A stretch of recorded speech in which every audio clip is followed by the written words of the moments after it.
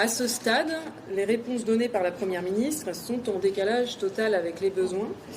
Les communicants de l'Élysée voulaient nous vendre aujourd'hui un pacte. Nous avons refusé ce festival de langue de bois et exigé des actes concrets.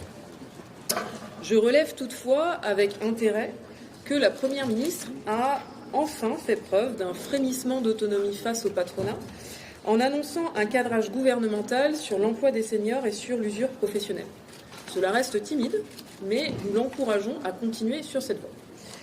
Elle s'est aussi engagée à nous répondre rapidement sur des dossiers urgents, sur la question de Sonelog et de la répression antisyndicale qui sévit dans cette entreprise, sur la question du fret ferroviaire qui est du fait des exigences de la Commission européenne qui risque d'être démantelé. Et nous l'avons également interpellé sur la situation de l'entreprise Valdune qui, comme vous le savez, fabrique des essieux de train, et la seule entreprise française à fabriquer des essieux de train, est aujourd'hui tout à fait menacée. Nous l'avons interpellé sur la situation du JDD, journal dans lequel les journalistes entament aujourd'hui leur 20e jour de grève. Et nous l'avons interpellé sur la situation de l'hôpital public avec un grand risque cet été. Sur l'ensemble de ces sujets, la Première ministre nous a annoncé des réunions rapides pour nous offrir des réponses rapides.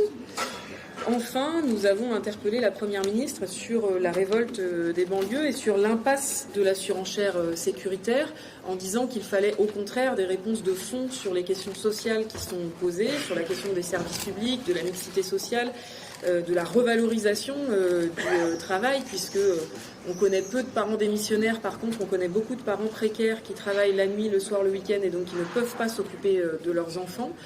Et nous avons demandé l'ouverture d'un grand chantier sur les rapports entre la police et la population, avec la proposition portée par la CGT d'avoir un débat citoyen sur ce sujet qui pourrait être mené par le CESE, le Conseil économique, social et environnemental.